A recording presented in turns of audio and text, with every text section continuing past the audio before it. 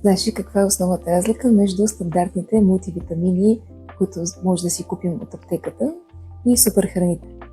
В това как тялото разпознава и ги усвоява. Таблетките са синтетично направени и често съдържат изолирани вещества, добавки, различни химикали, което означава, че част от тях просто не се усвояват или се изхвърлят от организма.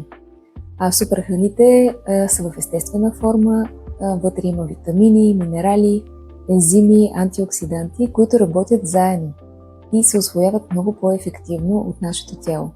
То ги разпознава като храна и просто храни клетката с това, което му е най-нужно. Само избира.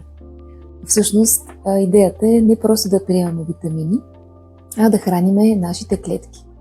Ако искаш да разбереш кой вариант е най-подходящ за теб, пиши ми, ще те консултирам с удоволствие.